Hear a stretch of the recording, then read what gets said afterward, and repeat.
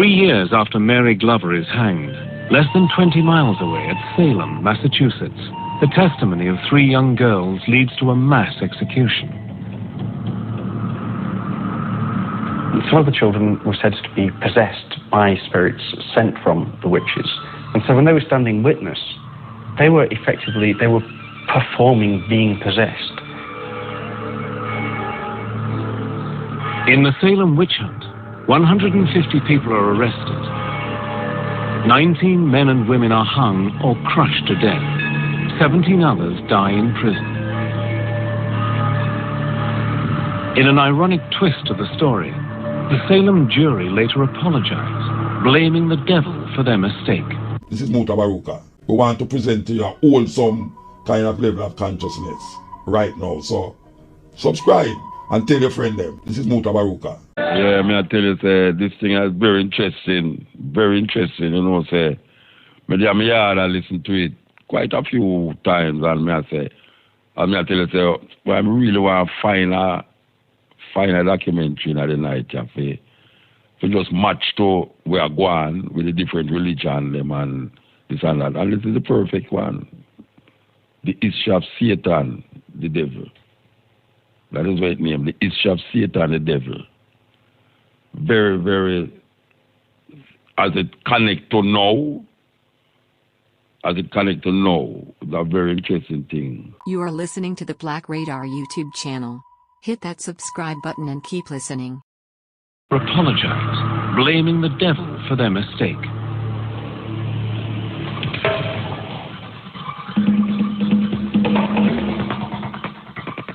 By the 1700s, the witch craze in America and Europe is almost over.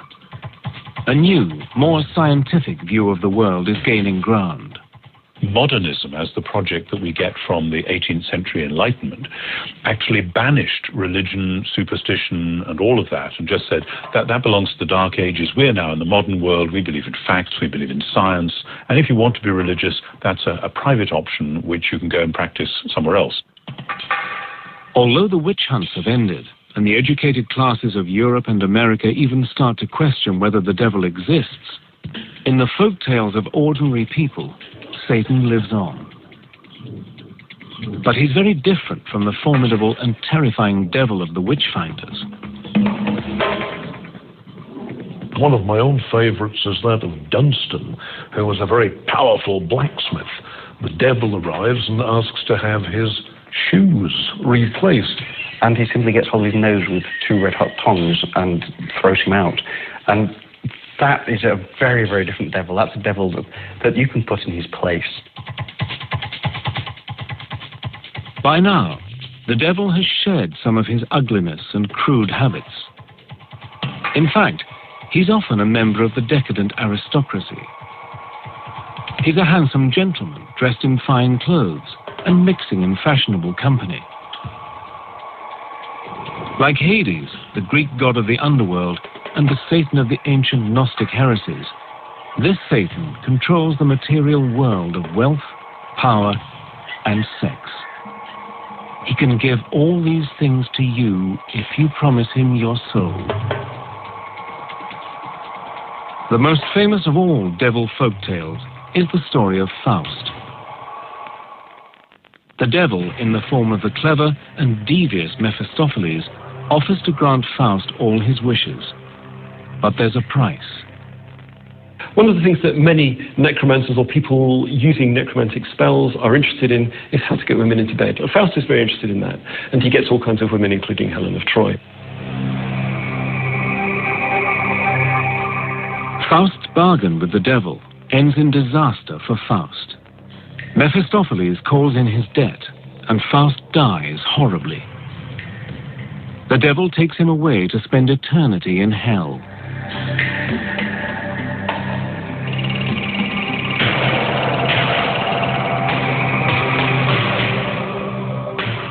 As the power of religion fades, and the age of popes and kings gives way to the age of revolution and democracy, a new devil arrives on the scene. This devil is utterly different from the treacherous fiend of Christian tradition. He is a tragic and lonely figure, a hero battling against tyrannical authority in the shape of a cruel and overbearing god.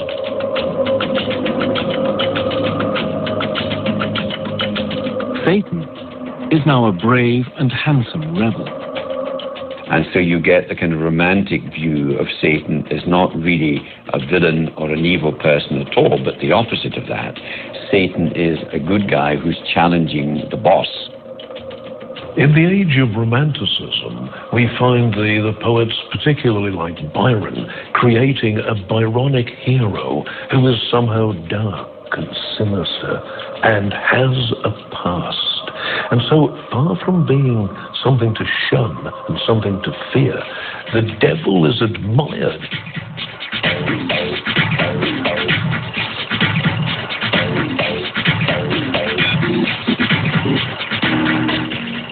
With the 20th century, the devil's fortunes take a turn for the worse.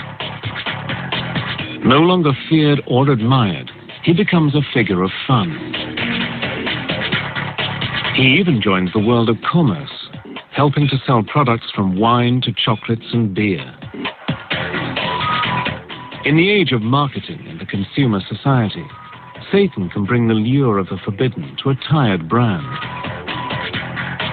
It's a long way from an apocalyptic war between good and evil. It has been a hallmark of the 20th century for the devil to be treated as a figure of fun. We find the devil is neither better nor worse than the people he's dealing with, and he's just a man among men. Satan seems to have been cut down to size. The Prince of Darkness has become a mischievous imp. But in a surprising twist, a different Satan, the glamorous rebel so admired by the revolutionaries of the 19th century, makes a startling comeback in the 1960s. There was a strong sense of rebellion against everything that anointed the Western political power structure. And it was Christian, it was capitalist, it was warmongering. And so the counterculture started exploring anything that was counter to that. In 1966, occult showman Anton LaVey founds the Church of Satan in San Francisco. Part religion, part money-making racket, the Church of Satan attracts lurid headlines, mostly encouraged by the publicity-seeking LaVey himself. We believe in greed, we believe in selfishness, we believe in all of the lustful thoughts that motivate man, because this is man's natural feeling. He called himself Anton Sander LaVey of Romanian descent, but the truth of the matter is he was Howard Stanton Levy, who was born in Cook County, Illinois in 1930. He held these weekend lectures and witch circles in his house, and people would come in and pay their $2 a head.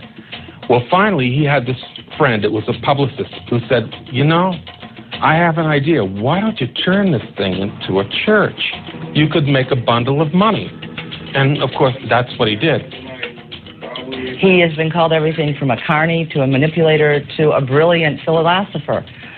The truth lies somewhere in the middle. There were doctors, lawyers, college students, factory workers, farmers, you name it. They came from all levels of society. In spite of the invented rituals, mostly staged for the cameras, neither LaVey nor his followers believe in a real devil. What LaVey admires is Satan the rebel, the nonconformist, provoking the establishment. Predictably, America is fascinated and outraged.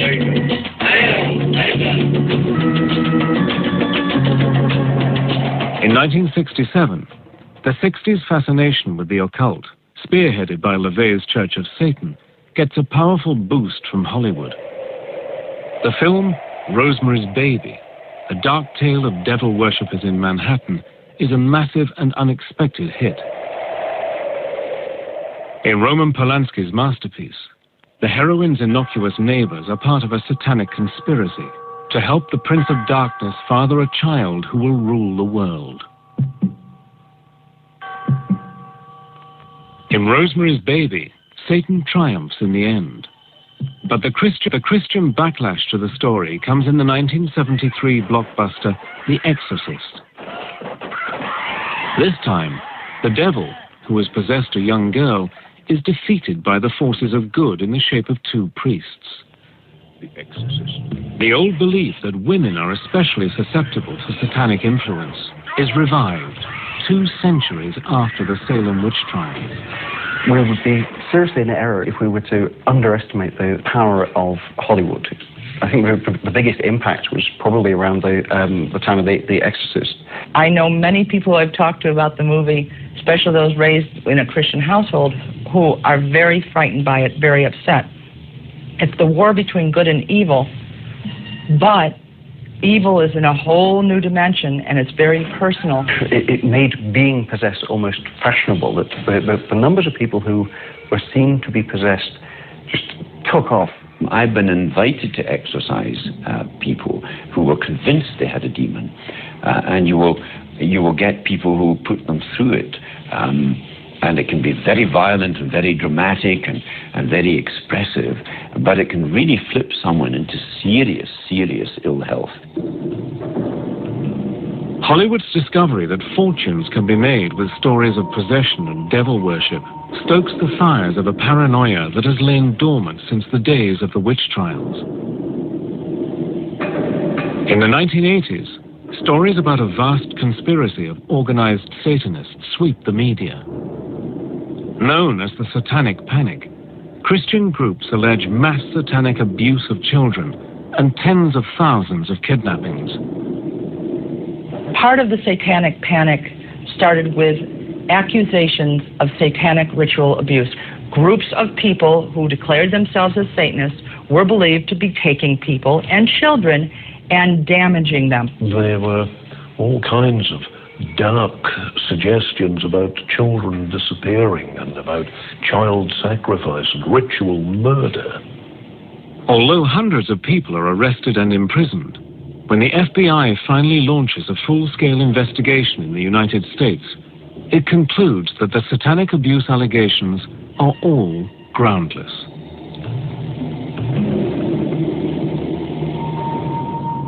One of the horrifying things about human nature is that it lends itself to hysteria.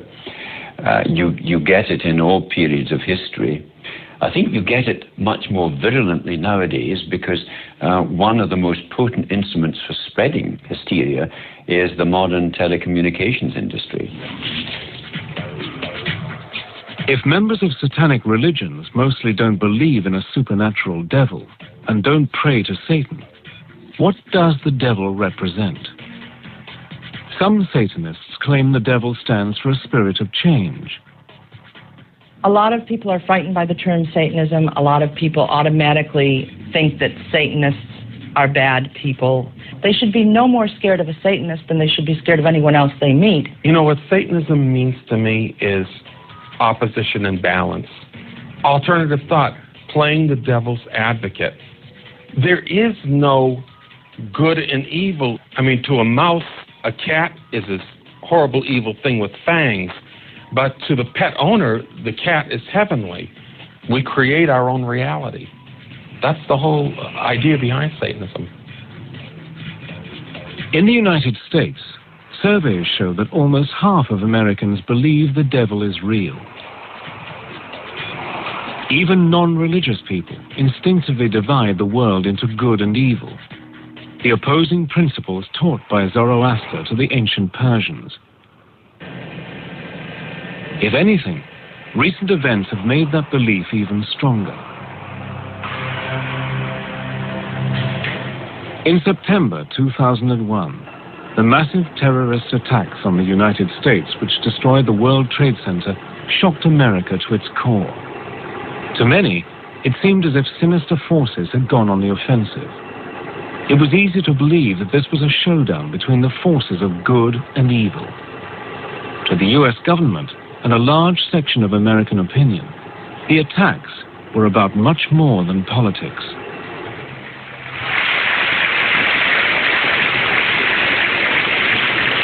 We've come to know truths that we will never question. Evil is real, and it must be opposed. You're either with us or you're against us. And if you're against us, by and large, you're going to be working hand in hand with Satan. It was Reagan that talked about the evil empire. Bush talks about the axis of evil. It's classic, ancient, dualistic thinking.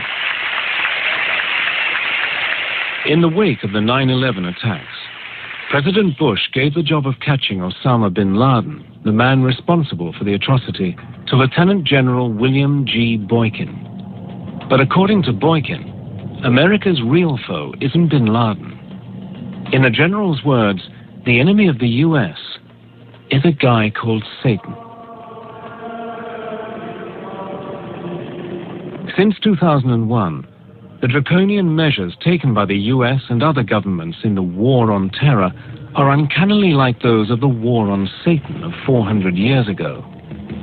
Imprisonment without trial, secret hearings, anonymous tip-offs, and torture.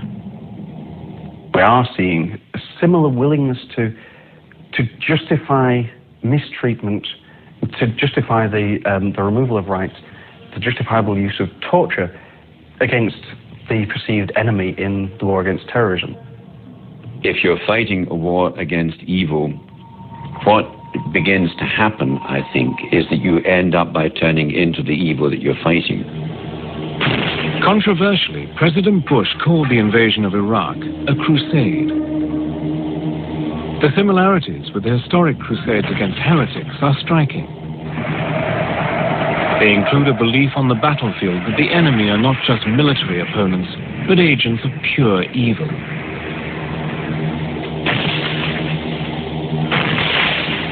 In November 2004, as U.S. forces launch a massive attack on the Iraqi city of Fallujah, a senior Marine officer, Lieutenant Colonel Gareth Brandle, makes clear who he thinks the enemy is. The enemy has got a face. He's called Satan. He's in Fallujah. We're going to destroy it. It's embroidery, it's myth-making, it's poetry. It can be good fun, except that it has produced great evils. A human invention, but one that's rebounded on us because it's given us permission to do terrible things to each other, which is why I think that we should close hell down and finally banish the devil and get rid of him. Lyrics like a bazooka. You are listening to Mutabaruka. Yes, that was a documentary tying in all the things that we was talking about, and even the events of today, linking how the religious belief, people fighting evil sometimes become evil themselves. And we can see that. We can see that in the bombing of innocent people over Yemen and over Afghanistan and Pakistan, and kill women and children as collateral damage. We can say ISIL blowing up marketplaces with suicide bombers, beheadings, drownings. So them fighting evil. All of them. The drone strike them in Afghanistan is fighting evil. The beheadings in Assyria is fighting evil. The attack on Iraq, as you heard the man say a while ago, is fighting evil. All of them fighting evil. And in fighting evil, they themselves become evil.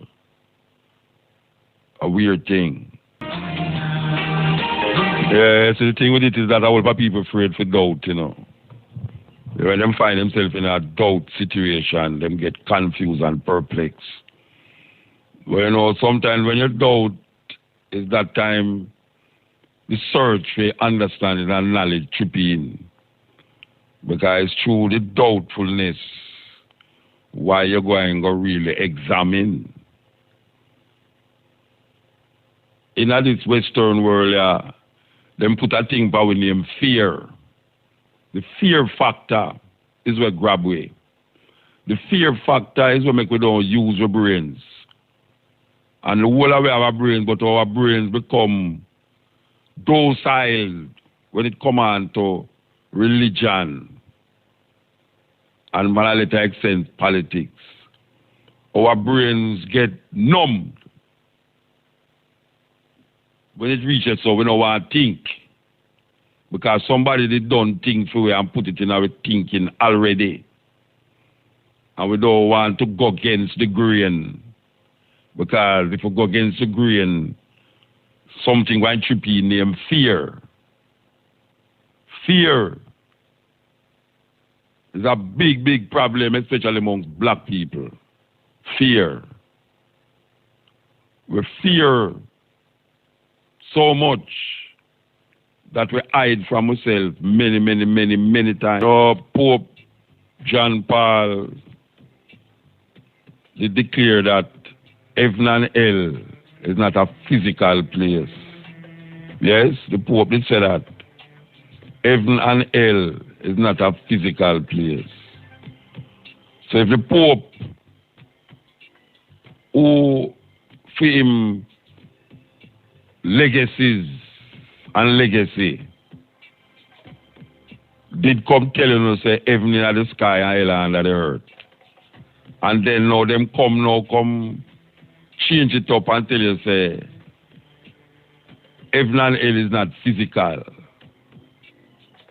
Oh, the hell we still, I believe, with them run and throw away. The informative information presented in this video is motivational and is positively aimed at inspiring, educating and entertaining the viewers with the cutting edge of critical reasoning. If you enjoy the contents on the Black Radar YouTube channel, please consider subscribing to show your support.